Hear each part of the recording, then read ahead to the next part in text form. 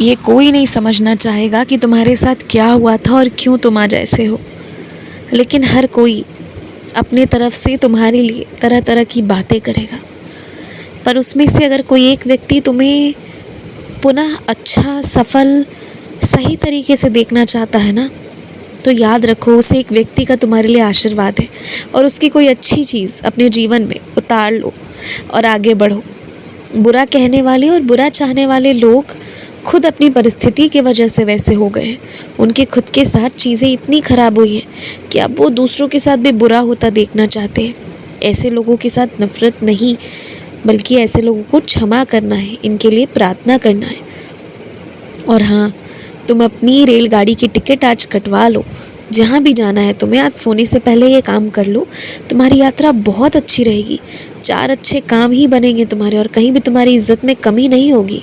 मेरा वादा है तुम्हें, इस चीज़ को तुम एकदम मान कर चलो। और तुम्हें रात में आजकल नींद जो अच्छी नहीं आ रही है ना, वो इसलिए क्योंकि तुम काम पूरा अपना नहीं कर रहे हो। अपने सारे काम पूरे करके सोने आओ और फिर देखो कितनी अच्छी नींद आएगी तुम्हें। खैर 1-2 दिन आराम कर लेना भी सही था तुम्हारा, लेकिन हाँ, अब आगे अपने काम करना। किसी भी व्यक्ति को अपने घर पर भोजन के लिए बुलाते हो तो ये देखकर बुलाओ कि सामने वाला तुम पर विश्वास करता भी है या नहीं। जिन लोगों को तुम पर विश्वास नहीं है, उन्हें क्यों बेवजह भोजन के लिए तुम्हें बुलाना होता है। जो तुम्हें समझते नहीं हैं, समझना चाहते नहीं हैं, मात्र तुमसे फ़ायदा उठाते हैं और ज़रूरत पड़ी तो तुम पर आरोप भी लगा देंगे। ऐसे लोगों को भोजन तो बिल्कुल ही नहीं कराना चाहिए। और सुनो, कोई तुम्हारी ईमानदारी की वजह से तुम्हारी तारीफ़ें मन ही मन किया है। किसी को तुम्हारी ईमानदारी बहुत पसंद आई है। बात 10-20 रुपए की नहीं है, बात तुम्हारी तरफ से रखी गए वादे की है। तुमने वादा निभाया, तुमने ईमानदारी रखी। ये तुम्हारा सम्मान उस व्यक्ति की नज़र में और बढ़ा दिया है, जिसे पहले से भी मालूम था कि तुम हो तो अच्छे, क्योंकि तुमने कभी भी घमंड या अहंकार नहीं किया है। हमेशा तुमने इस चीज़ का ध्यान दिया है कि तुम्हें किसी के साथ अन्याय नहीं करना है। पता है, तुम्हें याद होगा 1-2 दिन पहले मैंने, हालांकि तुमने आलसपन में ही आकर पर अपने 2-2.5 घंटे बर्बाद किए थे। तुमने कुछ तो देखा था टीवी में, याद है तुम्हें?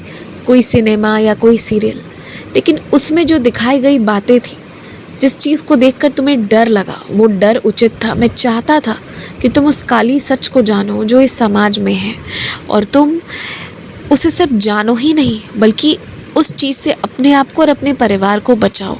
घर में उस विषय को लेकर बातें हों, लोग बात करें, लेकिन लोग उस चीज़ से दूर रहें।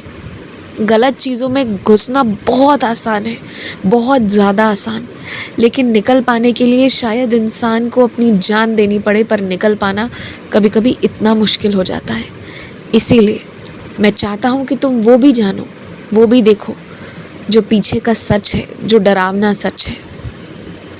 इसीलिए मैंने तुम्हें वो 2-2.5 घंटे तुम्हारे बर्बाद करवाए थे। वो बर्बाद नहीं हुई है, पर उस बात को मन में मत रखो। सभी से बात करो उस चीज़ को लेकर। और हाँ, सभी के नए कपड़े अब मंगवा लो जल्दी से, क्योंकि सभी को तुम जो तोहफ़ा देना चाहते हो तुम्हारे खुद के पास तैयार भी तो होना चाहिए। इसलिए तोहफे जल्दी मंगवा लो। खूब खुश रहो, आयुष्मान भव, खूब तरक्की करो, खूब उन्नति करो। कहीं भी नदी समुद्र कहीं भी जाते हो, जाओ, दूर से देखो, वो सब ठीक है, परंतु कहीं भी किसी भी नौका विहार में या समुद्री जहाज़ में अभी घूमने की कोई आवश्यकता नहीं है। शांति से धरती पर रहो तुम, क्योंकि तुम जितना उत्पात मचाते हो, जितना परेशान होते हो बाद में अपने जीवन में, उससे बेहतर है कि शांति से स्थिर से रहा जाए। आयुष्मान भव। शुभ रात्रि।